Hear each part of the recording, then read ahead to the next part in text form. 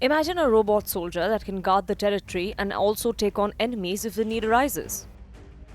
If artificial intelligence technology keeps developing at the current pace, you might not have to imagine these killer robots, because they will be soon a reality.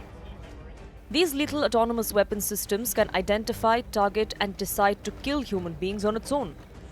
Such weapons do not require any human to direct or orchestrate the attack. And the race is already on. Many countries are investing in developing these killer robots. Countries like the United States, UK, India, China, Russia, Iran, Israel, South Korea, and Turkey. These nations have invested heavily in this sector in the recent years.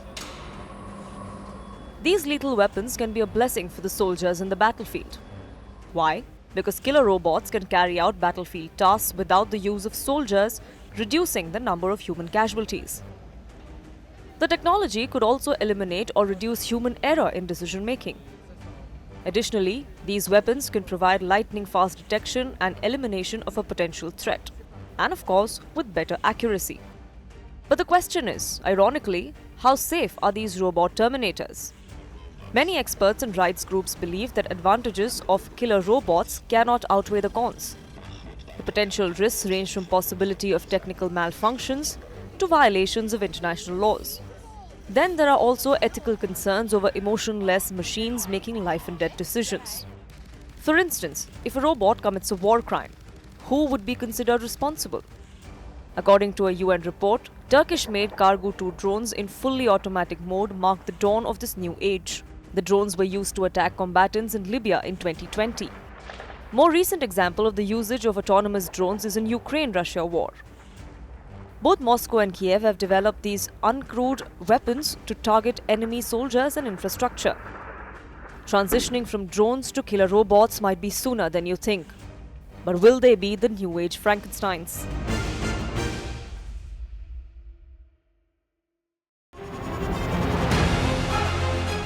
Email exchanges from inside the BBC, they talk about the risk of violating Indian laws.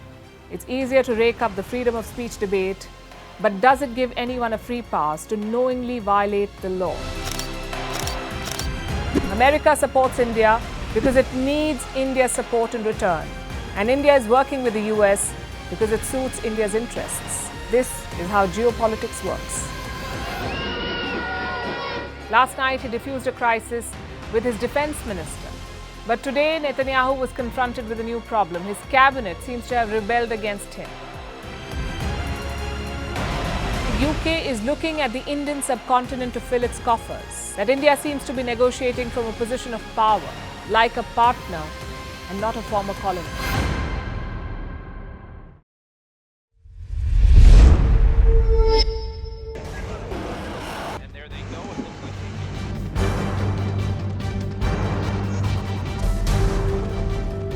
The US and Russia are dangerously close to an armed conflict.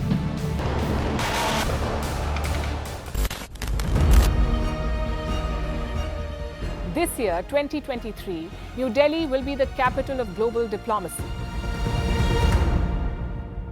For a country as diverse as ours, with 88% of the population illiterate, it was a very big deal to write a constitution, and that too, the world's largest. Meanwhile, if we may, here's a Republic Day gift from India for the BBC. A list of suggestions for the BBC for their upcoming documentaries. Number 1, the Kohinoor and the colonial loot. Number 2, an outdated monarchy and unhealthy obsession with the royals. Number 3, racism in 2023. We're waiting.